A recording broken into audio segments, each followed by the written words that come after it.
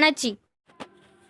मिरज पंचायत समितीसमोर आत्मदहनाचा इशारा, गटविकास अधिकारी यांच्या आश्वासनाने आंदोलन मागे। पंचायत समिती मिरज समोर आत्मदहन आंदोलन करण्याचा इशारा देत शिंदेवाडी येथील श्री पोपट प्रल्हाद माने यांनी निवेदन दिल्याने तालुक्यात खळबळ उडाली आहे। ग्रामपंचायतीतील आर्थिक अनियमितता व दिव्यांगांसाठी राखीव निधी खर्चाबाबत कारवाई न झाल्यास 2 मार्च 2026 रोजी कार्यालयासमोर डिझेल ओतून आत्मदहन करणार असल्याचा इशारा त्यांनी दिला होता। माने यांनी शिंदेवाडी व एरंडोली ग्रामपंचायती संदर्भात स्वतंत्र तक्रारी अर्ज सादर केले होते। शिंदेवाडी ग्रामपंचायतीतील कामकाजात सदस्य व उपसरपंचांना विश्वासात न घेता खर्च केल्याचा आरोप करण्यात आला आहे। तसेच गायरान व वनीकरण जागेबाबत नियमबाह्य निर्णय घेतल्याचा तक्रारही करण्यात आली। मात्र या तक्रारीसोबत आवश्यक पुरावे सादर न केल्याने संबंधित अर्ज निकाली काढण्यात आल्याचे गटविकास अधिकाऱ्यांनी स्पष्ट केले आहे।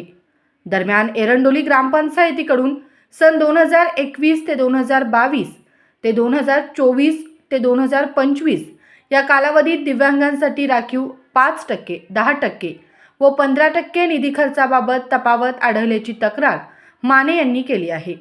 माहिती अधिकारांतर्गत प्राप्त माहिती व शासनास सादर केलेल्या अहवालात विसंगती असल्याचा आरोप त्यांनी केला आहे।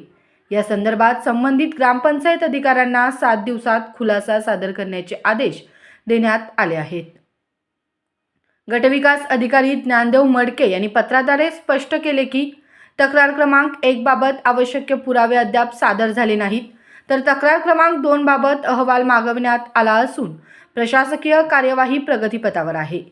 केवळ प्रशासकीय प्रक्रियेला वेळ लागत असल्याच्या कारणावरून आत्मदहनासारखे टोकाचे पाऊल उचलणे बेकायदेशीर असून अशा आंदोलनामुळे होणाऱ्या कोणत्याही जीवित किंवा वित्तहानी संबंधित व्यक्ती स्वतः जबाबदार राहतील असा इशाराही पत्रातून देण्यात आला आहे।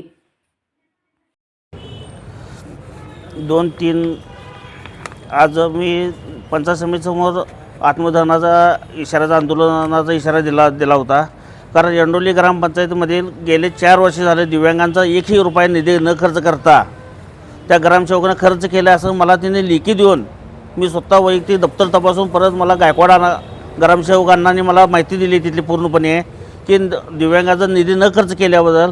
पण BDOंना मी जवळजवळ 1.5 महिना झालं मी पत्र देऊन की दिव्यांगाचा 5% निधी खर्च करायला काय अडचण आहे तुम्हाला, पण तिने आजपर्यंत कुठलीही कारवाई न केल्यामुळे मी आज पंचायत समितीसमोर आत्मदहनाचा इशारा दिला होता। पण मला तिने 15 दिवसात कारवाई करतो म्हणून असं BDOने मला पत्र दिले, त्याच्यामुळे मी आजचं माझं आंदोलन मी स्थगित करत आहे।